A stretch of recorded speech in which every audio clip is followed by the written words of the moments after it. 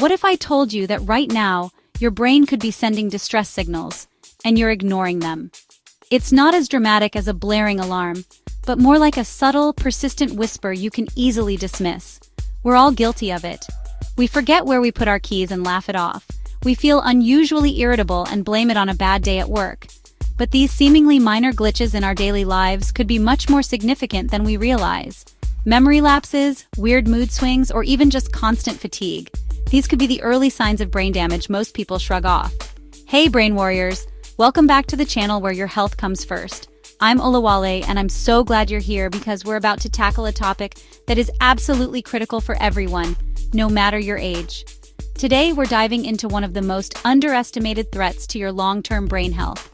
Those tiny early signs of damage that 90% of people overlook until it's too late. We're conditioned to think of brain issues as something that happens much later in life. But the foundations for brain health, or decline, are being laid right now, today. So, why does this matter? Why dedicate an entire video to what might seem like everyday annoyances? Because early detection can mean prevention, and in many cases even reversal of brain decline. Understanding these signals empowers you to take action, to make changes, and to protect the most important organ you have. Your brain is your command center, controlling everything you think, feel, and do. It deserves your full attention. Stick with me, your brain will thank you. Let's start with the most common one, the sign that gets dismissed the most frequently: memory issues. How many times have you heard someone say, or even said yourself, "Oh, I'm just having a senior moment," even if you're only in your 30s or 40s? We've normalized the idea that forgetting things is a natural part of getting older. And while some minor changes in memory can occur with age, frequent and disruptive forgetfulness is a major red flag that something more is going on beneath the surface. It's not just about forgetting where you parked your car once in a while. It's a pattern. Think about it. Are you constantly struggling to recall the names of people you just met? Do you find yourself rereading the same paragraph over and over because the information just won't stick? Or maybe you walk into a room and completely forget why you went in there, not just occasionally, but multiple times a day. These aren't just quirky personality traits.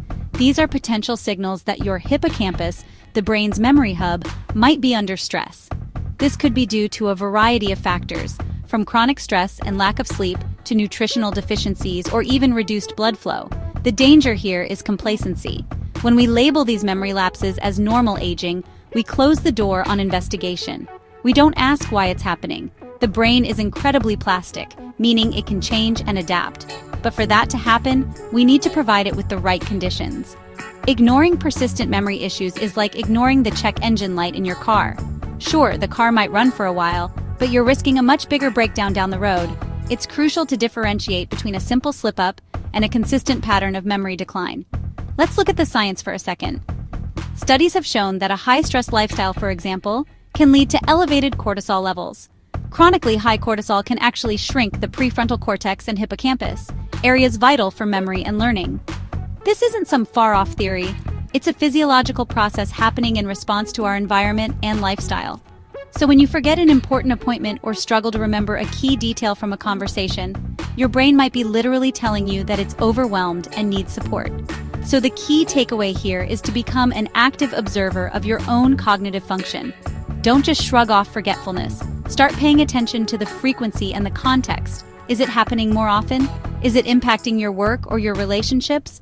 Acknowledging that these memory problems are a signal, not just a nuisance, is the first and most critical step.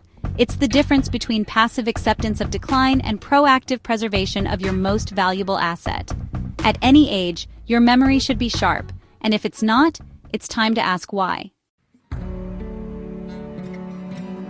Now let's talk about something incredibly personal and often misunderstood: your emotions.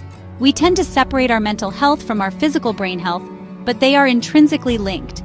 If you've been experiencing sudden, unexplainable mood swings, a persistent feeling of anxiety, or a cloud of depression that just won't lift, it's easy to blame external factors like stress at work or problems in a relationship. While those are valid contributors, it's also possible that these emotional shifts are direct signals from your brain that something is physically amiss. The frontal lobe, particularly the prefrontal cortex, is like the CEO of your brain. It manages emotional regulation, impulse control, and personality. When this area is compromised, whether through inflammation, poor blood flow, or a lack of key nutrients, its ability to manage your emotions can be severely hampered. This can manifest as increased irritability, snapping at loved ones for no real reason, or sudden bouts of sadness that seem to come out of nowhere. It's not a character flaw, it's a potential symptom of neurological distress. Furthermore, let's consider neurotransmitters, the chemical messengers that our brain cells use to communicate with each other. Chemicals like serotonin, dopamine, and norepinephrine play a huge role in regulating our mood. Brain damage, even on a microscopic level, can disrupt the production, release, or reception of these crucial chemicals. This imbalance can lead directly to symptoms that look exactly like clinical depression or an anxiety disorder. This is why simply trying to be happier doesn't always work. You might be fighting a biological battle, not just a psychological one. It's essential to approach these emotional changes with curiosity, not judgment. Instead of thinking, "What's wrong with me?" try asking, "What is my brain trying to tell me?" This shift in perspective is powerful. It moves you from a place of self-criticism to one of proactive health management.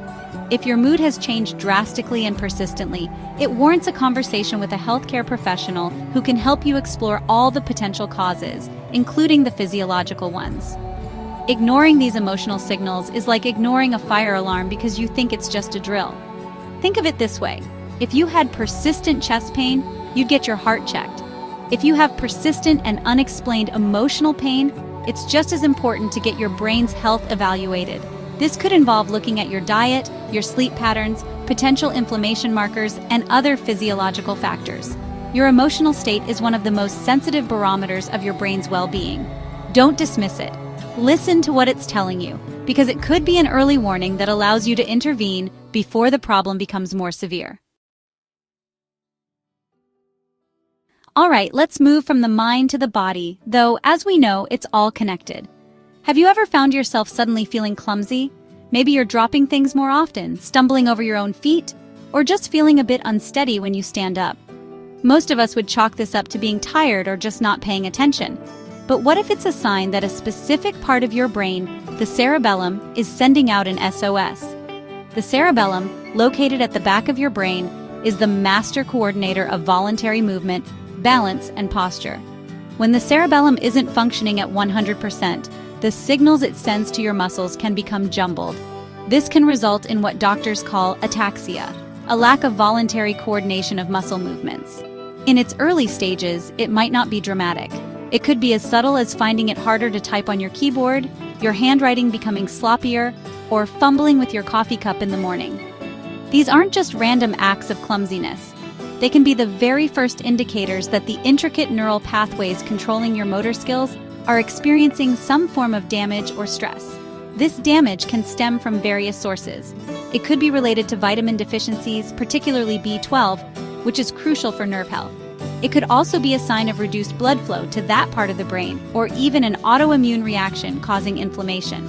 The point is, your physical stability is directly tied to your neurological health. If you notice a consistent decline in your coordination or balance, it's not something to be ignored or laughed off. Your body is providing you with physical data about your brain's condition. I remember a patient I read about, a man in his early 50s who started having trouble with his golf swing. He was an avid golfer, but suddenly his movements felt jerky and uncoordinated.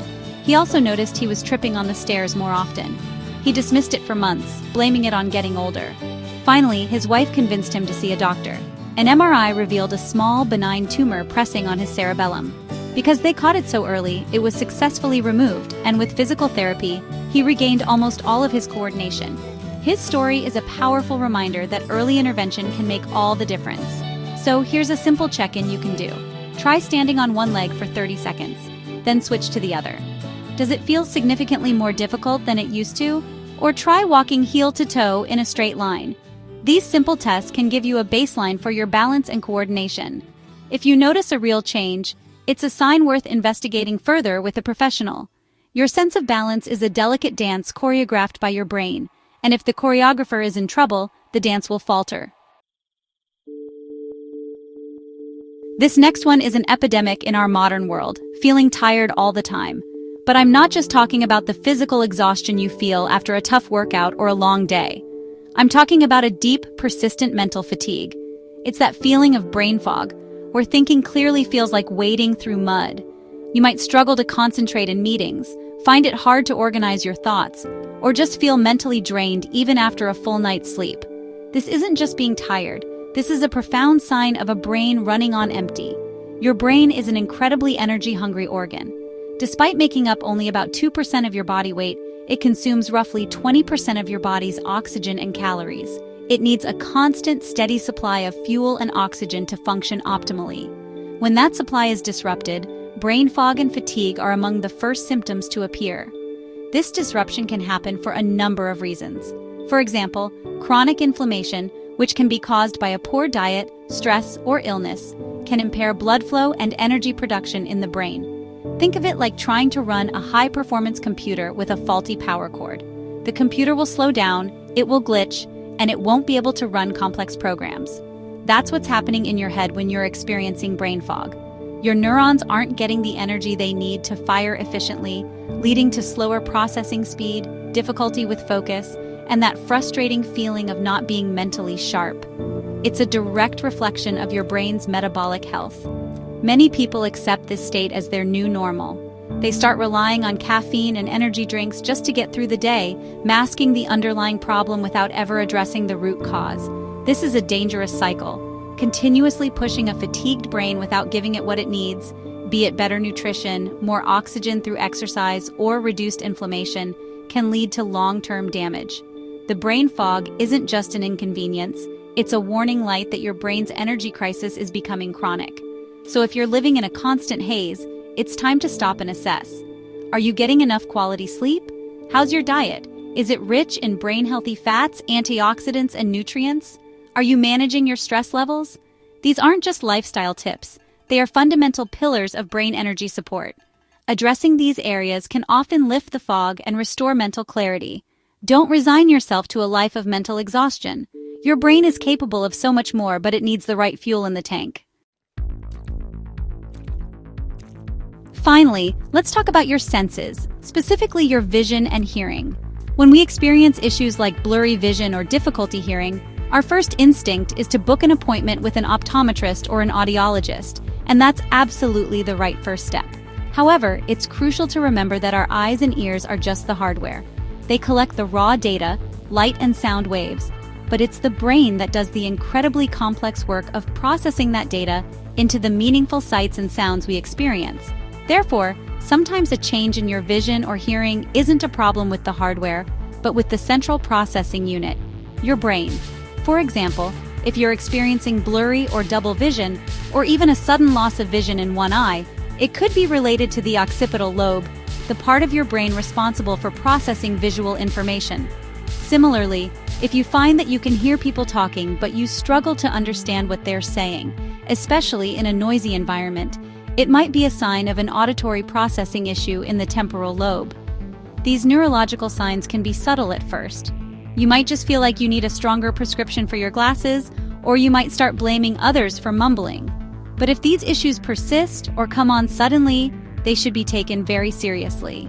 They can be early indicators of anything from poor circulation affecting these specific brain regions to more serious conditions like multiple sclerosis or even a transient ischemic attack, also known as a mini-stroke. The brain's sensory processing centers are highly sensitive to any disruption in their blood or oxygen supply. This connection is why a comprehensive health checkup is so important. An eye doctor can tell you if the structure of your eye is healthy, but a neurologist can help determine if the problem lies in the neural pathways between your eye and your brain. Don't compartmentalize your health. Your body is a single, interconnected system. A symptom in one area can be a sign of a problem in a completely different and more central location. So, pay close attention to your senses. Are you noticing new floaters in your vision, or is one side of your visual field seeming dimmer than the other? Do you find yourself constantly asking people to repeat themselves, not because the volume is too low, but because the words sound jumbled? These sensory changes are valuable pieces of information. They are your brain's way of communicating that a specific processing center might be in trouble. Listening to these signals could be key to catching a problem early and protecting both your senses and your brain. So there you have it. Let's recap the 5 early signs of brain damage most people ignore. Memory lapses that go beyond simple forgetfulness, sudden and unexplained mood swings, a decline in physical coordination and balance, persistent brain fog and mental fatigue, and subtle but real changes in your vision or hearing. These aren't just minor inconveniences of modern life or normal signs of aging. They are potential distress signals from your brain, and they deserve your full attention. The most important message I want you to take away from this is one of hope and empowerment. Your brain is not invincible, but it's highly adaptive, especially when issues are caught early. By learning to recognize these signs, you're equipping yourself with the knowledge to act. You can make lifestyle changes, seek professional advice, and take proactive steps to support your brain health long before a small problem becomes a major one. You are the first line of defense for your own mind. If you found this eye-opening, give this video a thumbs up and don't forget to subscribe for more science-backed health tips. Your engagement helps the channel grow and allows us to bring this vital information to more people. And now I want to hear from you. Drop a comment below. Have you experienced any of these signs or know someone who has? Sharing our experiences helps us all feel less alone and more informed. Thanks for watching. Take care of your mind. It's the only one you've got.